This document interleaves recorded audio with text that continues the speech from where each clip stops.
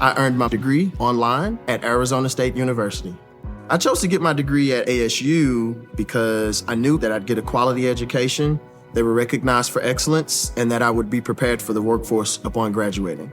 To be associated with ASU, both as a student and alum, it makes me extremely proud, and having experienced the program, I know now that I'm set up for success. Learn more at asuonline.asu.edu. Okay, let's unpack this. Have you ever found yourself wondering about something, fundamental to how the country works, but then you realize you only know bits and pieces? Like birthright citizenship. Seems simple, right? Born here, you're a citizen. But it gets complicated.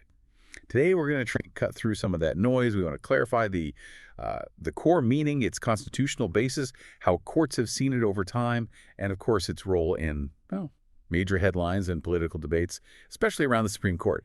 Our mission here is to give you that kind of well-informed shortcut. Yeah, and what's really fascinating, I think, is how a concept that feels so central to American law, it's also this persistent point of argument, debate. It's a cornerstone, but one that's, constantly being looked at. And it's important to say this right up front. As of today, Friday, June 28th, 2025, the basic legal situation around birthright citizenship, especially that 14th Amendment part, hasn't fundamentally changed because of some brand new major Supreme Court decision. Despite all the buzz, the status quo holds. Right. So let's get into how we got here. To really get it, we need to trace it back. Look at the constitutional clause itself, that bedrock text. Then the big Supreme Court case that sort of cemented the interpretation. And then, look at the recent political challenges it's faced. Very public ones. So maybe start basic. What is birthright citizenship, fundamentally?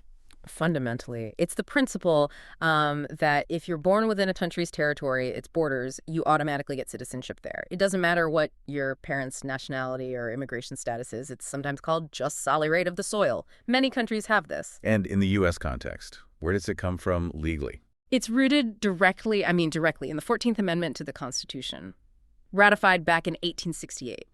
Specifically, it's the very first sentence of Section 1, the Citizenship Clause. It says, all persons born or naturalized in the United States and subject to the jurisdiction thereof are citizens of the United States and of the state wherein they reside. Simple as that, almost. Now, it was passed mainly after the Civil War, obviously, to make sure formerly enslaved people were citizens. But the language, as you can hear, is, very broad. Okay, that phrase, subject to the jurisdiction thereof, that sounds like where the wiggle room or the debate might come in. How's that been interpreted? That's exactly it. That's the phrase people focus on. But legally, historically, its interpretation has actually been quite narrow, quite specific. It basically means if you're born here, you're under U.S. laws, you're subject to its power, you're a citizen.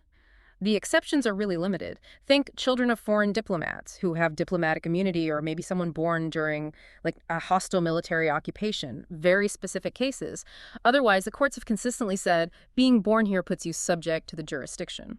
And that interpretation solidified, you mentioned, with a key Supreme Court case. Yes, absolutely. The main one, the landmark case everyone points to, is from way back in 1898.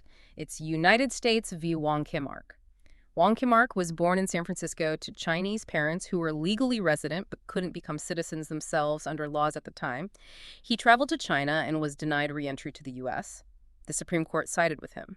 They ruled definitively that someone born on U.S. soil, even to non-citizen parents, is a citizen under the 14th Amendment.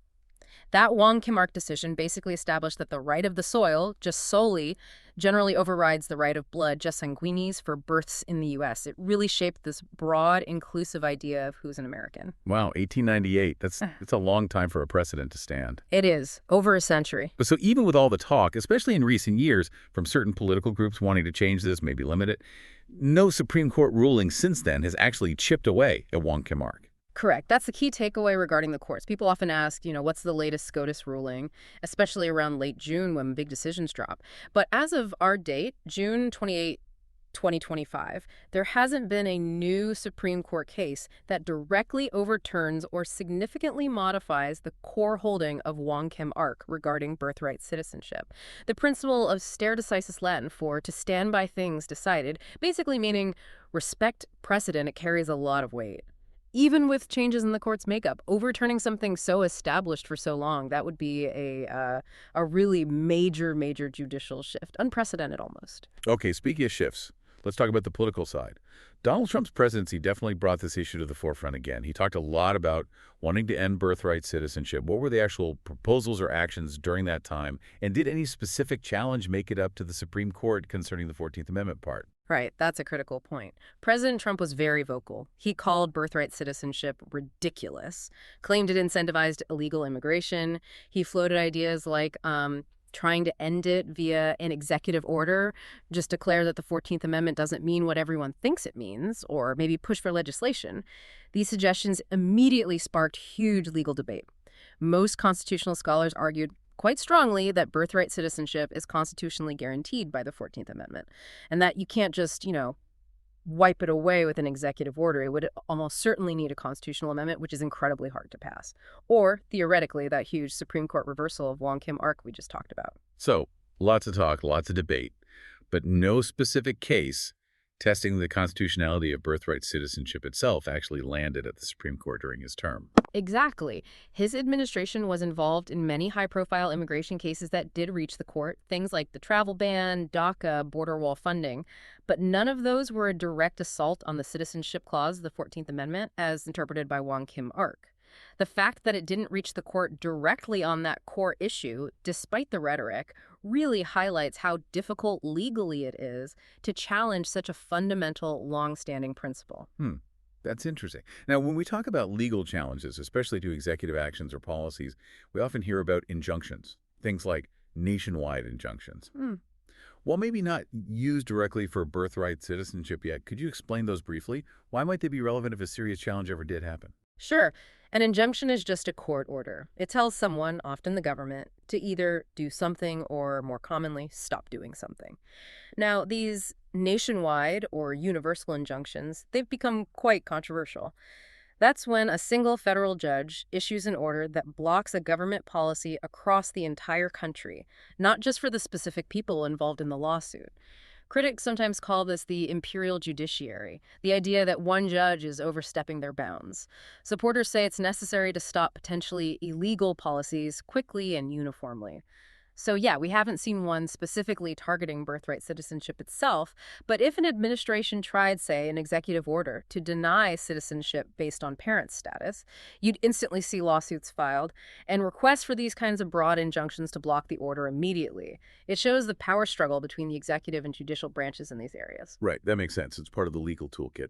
Now, shifting focus a bit, is the U.S. unusual in having birthright citizenship? Do other countries do this? That's a great question. And no, the U.S. isn't alone, although it's maybe less common than it once was globally. While many countries in Europe and Asia follow jus sanguinis, the right of blood, where citizenship comes from your parents just solely, the right of the soil, is actually the norm in the Americas. Think Canada, Mexico, Brazil, Argentina. Lots of countries in North, Central, and South America grant citizenship based on birth within their territory. Historically, jus soli was more widespread, but many nations shifted away from it over time, so the U.S. practice fits within a distinct, primarily Western Hemisphere tradition. Okay, so let's try to pull this all together. We've covered the amendment, the key case, the challenges, the global context. What's the main takeaway for you, our listener? Well, it seems clear that birthright citizenship, coming from the 14th Amendment, strongly affirmed by United States v. Wong Kim Ark back in 1898, it's still fundamental U.S. law. That hasn't changed.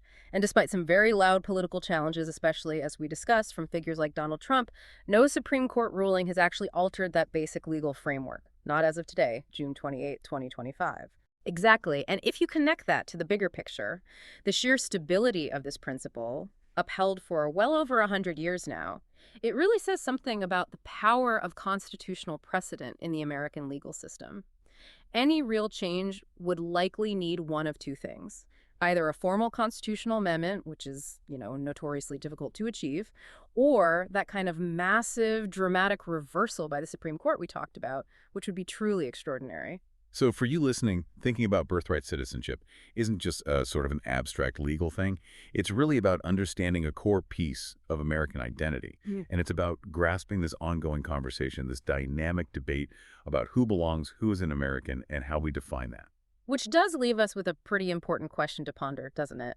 In today's world, with, increasing global migration, shifting ideas about nations and identity, and this persistent political argument here in the U.S., how might this debate over birthright citizenship continue to shape how we think about sovereignty, about belonging, about who we are in the years ahead? Definitely something to think about.